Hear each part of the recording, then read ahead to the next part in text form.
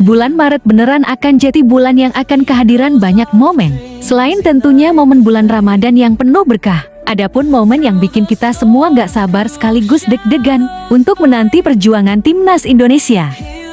Tentu saja dengan sisa waktu yang ada sudah pasti PSSI beserta jajaran pelatih yang baru makin serius termaksud ya soal urusan proses naturalisasi Dean James Imal Adero dan Joey Pelupe agar keduanya bisa didaftarkan tepat waktu. Di luar itu semua kita tahu kalau tim pelatih udah melakukan analisis performa ke pemain-pemain baik yang abroad ataupun di Liga 1.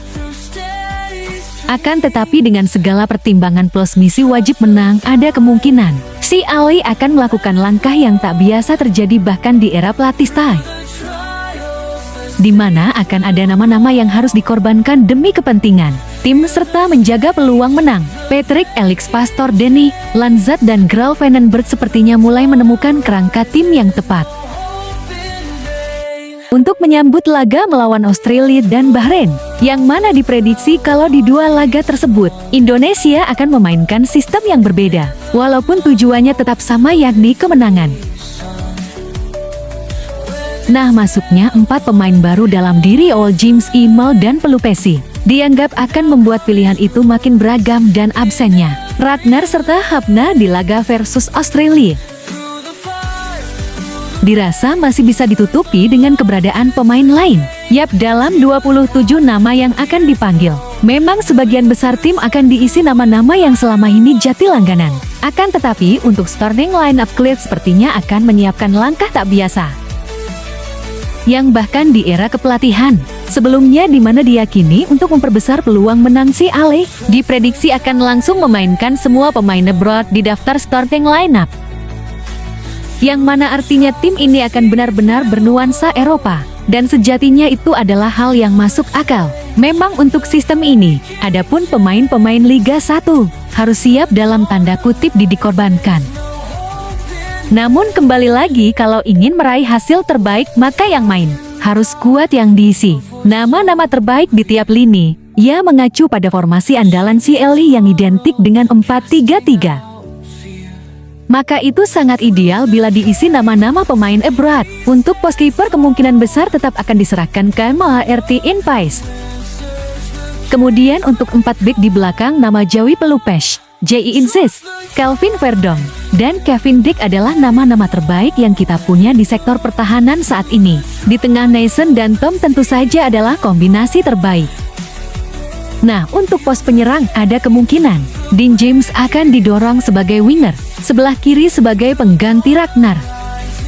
Sedangkan di sayap kanan bisa jadi nama Elano. Rangers adalah yang dipakai di sana dan Hall Romney ditugaskan sebagai ujung tombak.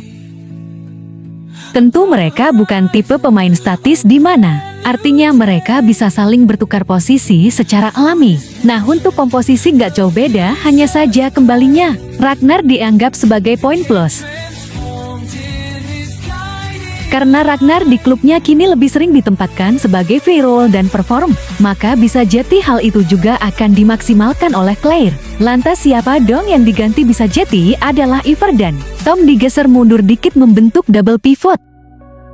Barang Pelupesinah dengan skema 4-2-3-1. Harusnya kreativitas untuk bongkar pertahanan. Bahrain yang sangat ngandelin otot bisa lebih cair. Dan Mimin percaya tim pelatih udah analisis gimana permainan Bahrain. Ini main long day, spam crossing, main fisik, dan pastinya guling-gulingkan gitu. Yap, di atas kertas peluang Indonesia untuk meraih 6 poin harusnya bisa terlebih Australia sendiri. Menurut info terbaru kembali dapat kabar nggak enak dimana setelah beberapa pemain dilaporkan cedera. Kini kiper muda mereka yakni J. Guaci mengalami cedera bersama klubnya Barnsley. Ya, menurut laporan yang ada J. Guaci mengalami cedera di bagian pinggul saat timnya Barn menang 1 atas Rotherham lanjutan atau Divisi 3 Inggris. Jelas kabar ini semakin membuat Tony Popovic selaku pelatih tambah mumet, karena sekarang total ada 10 pemain dari tim Kanguru yang mengalami cedera. Lalu untuk melawan Bahrain kita juga punya peluang besar menang, mengingat kita main di kandang sendiri. Plus kita udah ketambahan 4 pemain baru yang mana artinya probabilitasnya jauh lebih besar. Dari yang semula cuma 40% kini naik jadi 60%. Sementara itu, ada Mi Jepang Sports B yang menyoroti banyaknya pemain keturunan di timnas Indonesia, di mana media tersebut mempertanyakan soal kualitas pemain asli didikan dalam negeri. Sehingga federasi mengambil kebijakan semasif ini sekitar setengah dari pemain timnas Indonesia adalah orang Belanda. Pelatih barunya bahkan mantan penyerang timnas Belanda Patrick Kluivert. Seluruh staf pelatih juga diisi orang Belanda. Daftar terus bertambah dengan banyak sekali orang Belanda yang saat ini sedang melalui proses naturalisasi. Jika hal ini terus berlanjut, bukan tidak mungkin tidak akan ada lagi pemain yang murni domestik sama sekali, tulis media tersebut. Lebih lanjut, media tersebut juga menilai kalau komponen skuad timnas Indonesia sekarang mulai dari federasi tim, pelatih sampai ke alaman skuad.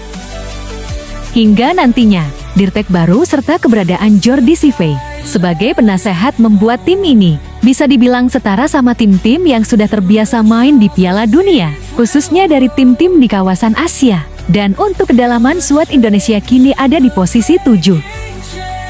Dengan skuad termahal Asia dengan nilai Rp 54,7 miliar, yang mana itu berdasarkan update terakhir di bulan November tahun 2024, ketika Kevin Dick resmi menjadi pemain timnas Indonesia. Nah, bila nantinya All Romney dan James Emil Padero dan Joey Pelupesi resmi masuk skuad, berarti value dari tim ini akan jauh lebih meningkat. Sebab All Romney punya nilai pasar sebesar Rp 22,60 miliar, lalu Dean James Rp 9,56 miliar, Joey Pelupesi Rp 5,21 miliar, dan Emil Odero Rp 86,91 miliar. Nah, perihal soal naturalisasi trio Enjoy, Pak Arik menjabarkan kalau sekarang berkasnya sampai ke Menpora untuk kembali diproses lebih lanjut. Dengan harapan sebelum tanggal 10 Maret semua udah clear, karena seperti yang kita tahu, batas pendaftaran pemain ke AFC paling telat adalah tanggal 10 Maret. Jadi ya, mudah-mudahan terkejarlah kan gitu. Ini suratnya sudah dipamen, semua administrasi kesehatan interview sudah baik, dari Pamenpor mestinya hari ini atau besok harus dikirim ke Menteri Hukum. Supaya hari Senin bisa dikirim ke Bapak Presiden, lalu dari Bapak Presiden, dikirim ke DPR, diproses ke DPR, kirim lagi ke pemerintah Bapak Presiden. Lalu kita register ke FIFA itu tanggal 7 atau 8 atau 10 antara tanggal 7 sampai 10. Kalau lewat tanggal 10, iya nggak bisa diregister ya, kita berusaha ini. Pak Sekjen lagi ngawal hari ini. Saya yakin para menteri Pak Menpora mendukung. Yap, melihat sikon yang ada, semoga untuk persiapan nggak ada kendala. Dan kabarnya minggu depan akan dilakukan sidang DPR jika semuanya berjalan lancar. Kemudian perihal Ilken Bagot, please, jangan bego dan norak ngatain dia nggak nasionalis atau apapun. Sebab Ilken sendiri sudah menjelaskan semua alasannya kepada tim pelatih kalau ia ingin fokus mengamankan posisi di klub. Karena Ilken ini kan kontraknya bakal habis sama Ipswich di akhir musim. Sehingga penting baginya untuk tampil bagus. Apalagi ia kan sempat absen lama karena cedera, dan perlu diingat meskipun FIFA Matchday 1 itu nggak libur. Jadi wajar bila Ilken ingin fokus mengembalikan performanya lagi biar ke depan saat dibutuhkan timnas ia bisa tampil dengan kondisi terbaik. Dan menurut media Inggris blackpoolgazette.co.uk, pekan-pekan terakhir di Blackpool dianggap akan menentukan karir Ilken ke depannya, sehingga harapannya setelah sempat terganggu karena cedera, Ilken diharapkan bisa menunjukkan permainan terbaiknya setelah bergabung dengan Blackpool.